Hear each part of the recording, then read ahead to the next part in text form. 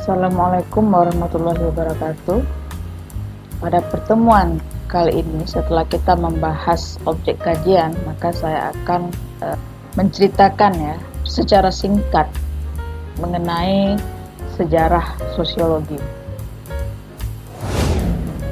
Nah, Auguste Comte ya, itu disebut juga sebagai founding father of sociology ya, karena dia yang pertama kali menggunakan istilah tentang sosiologi.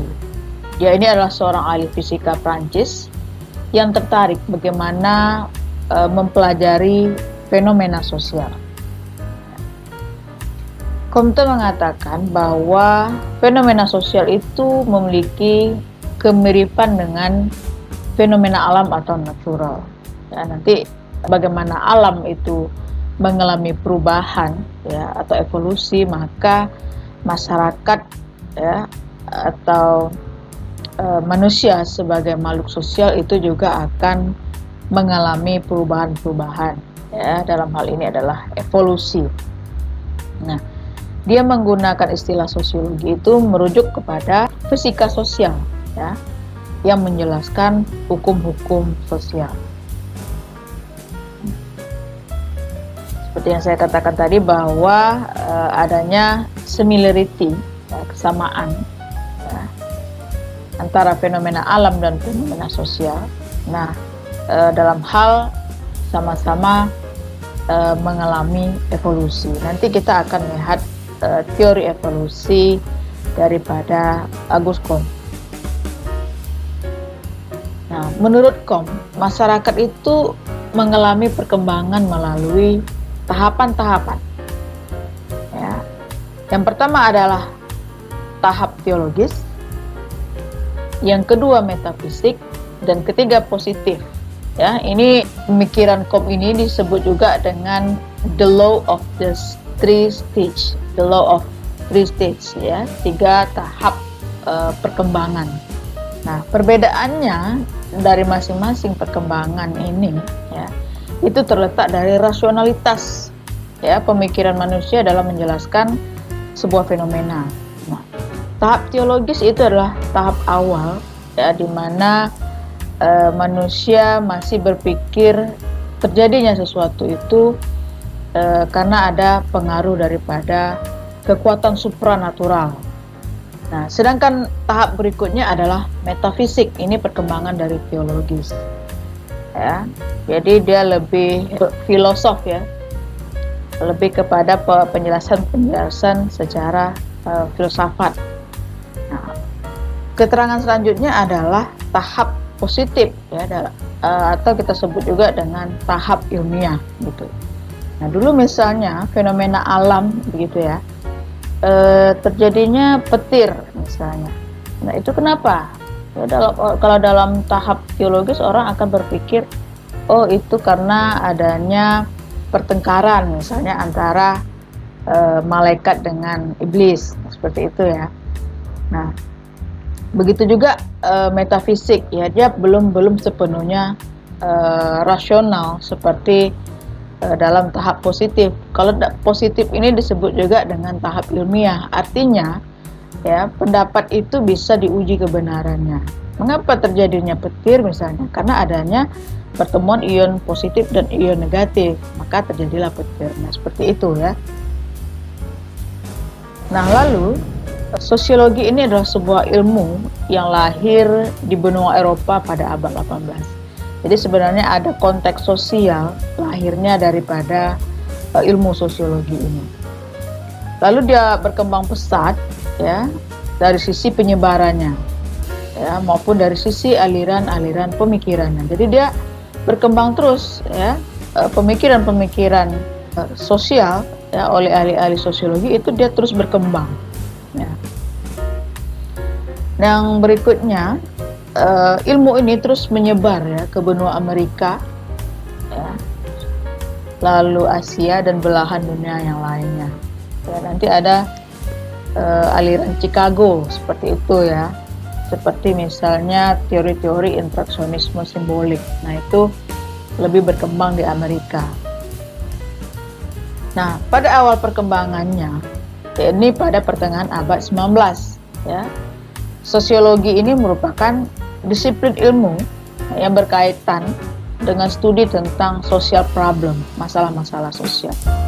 Nah, masalah sosial itu adalah ketika apa yang seharusnya ya tidak sejalan dengan kenyataannya, maka muncullah social problem. Nah, pada masa itu berkembang pemikiran bahwa ya metode ilmu sosial itu dapat diaplikasikan ya terhadap social problem untuk mencari solusi dari masalah-masalah sosial yang ada ketika itu. Sosiologi seperti yang sudah kita bahas pada pertemuan sebelumnya ya, dia itu dapat dikatakan sebagai science ya, seperangkat pengetahuan, lalu dia tersusun secara sistematis menggunakan akal pemikiran logis, lalu dia dapat dikontrol secara ilmiah, dapat diuji kebenarannya ya, bisa dipelajari oleh siapa saja. Nah, adapun konteks sosial yang melahirkan ilmu sosiologi itu adalah adanya revolusi ya. Nah, salah satunya adalah revolusi industri di Inggris. Nah, ketika terjadi revolusi ya, jadi adanya penemuan alat-alat ya, mesin uap. Nah, ini muncullah perubahan pada masyarakat ya, dari masyarakat agraris menuju ke masyarakat industri. Nah, perubahan-perubahan sosial ini itu pastilah akan mengalami persoalan-persoalan ya, karena perubahan itu pasti ada yang bisa beradaptasi terhadap perubahan ya, ada yang tidak, ada yang pro terhadap perubahan, ada yang tidak. Nah, jadi pada masa perubahan ya agraris ke industri itu, maka terjadilah perubahan struktur okupasi ya, terjadi perubahan struktur dalam mata pencaharian atau pekerjaan ya, di sektor awalnya di sektor pertanian ya, lalu berkembang terjadi division of labor, terjadi pembagian kerja, terjadi spesialisasi ya. Nah, lalu ada perubahan cara pandang dan gaya hidup dan kemiskinan ya. Nah, artinya pada masa itu ya, pengangguran ya, artinya tenaga kerja manusia itu digantikan dengan mesin ya. Nah, di sini kemiskinan di sini bisa saja terjadi ketika adanya arus ya perpindahan masyarakat desa misalnya ke kota, karena industri itu biasanya di daerah perkotaan, jadi masyarakat mencari pekerjaan di sektor industri. Nah, jadi bisa saja tidak semua terserap ya, maka muncullah pengangguran ya. Lalu dengan begitu tingkat kriminalitas juga bertambah ya, karena orang tidak memiliki pekerjaan, sementara kehidupan dasar itu harus dipenuhi seperti pangan ya, sandang dan papan. Nah, itu kan kebutuhan dasar. Dan terjadilah keterasingan. Nah, ini keterasingan nanti akan dibahas di dalam teori Karl Marx mengenai alienasi. Nah, pada masa revolusi industri ini ya, peran kaum feodal atau tuan tanah itu mengalami penurunan ya, digantikan oleh kaum kapitalis yang menguasai modal production. Nah, di sini nanti akan terjadi sistem kapitalisme ya, di mana ada dua kelas di sini, kaum pemilik modal yang akan mengeksploitasi proletar atau buruh ya, ataupun tenaga kerja. Nah, buruh itu mengalami dehumanisasi ya, karena dia terasing dari proses kerjanya ya, hakikat kerjanya maupun dirinya sendiri. Nanti saya akan jelaskan lebih lanjut ya dari teori alienasi Karl Marx. Nah, Saya di sini hanya menceritakan sejarahnya saja ya. Tapi nanti lebih spesifik tentang kapitalisme, tentang konflik, tentang kelas, konflik kelas, kesadaran kelas itu pada teori Karl Marx. Setelah itu ada lagi terjadinya revolusi Prancis atau revolusi politik di Eropa pada abad pertengahan. Ya, di mana revolusi ini mengusung semboyan liberty, equality, and fraternity. Nah, revolusi politik ini ya, itu menumbangkan sistem monarki dan menciptakan tatanan yang baru. Nah, problem sosial yang muncul adalah adanya potensi resistensi ya, atau perlawanan kaum status quo yang melahirkan berbagai konflik sosial. Ya, artinya ada pihak-pihak yang mempertahankan keadaan yang lama ya, dan sementara ada pihak-pihak yang ingin meruntuhkan tatanan yang lama ya, yang ingin menerobos kekuatan kaum status quo.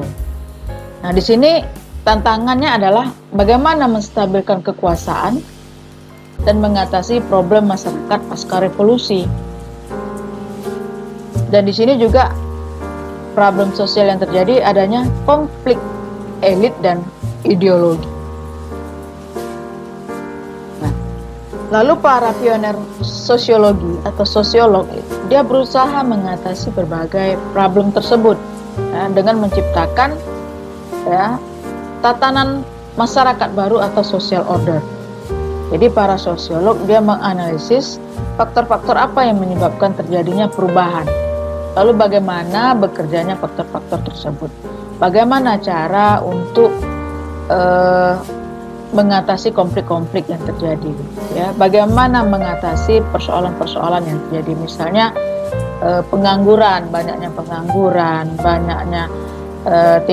tingginya tingkat kejahatan, nah seperti itu. Maka di sini lahirlah para pemikir sosial ataupun sosiolog ya dalam mengembangkan teori-teorinya untuk mengatasi berbagai problem yang muncul akibat revolusi politik ya, ataupun revolusi Prancis dan revolusi industri ketika itu.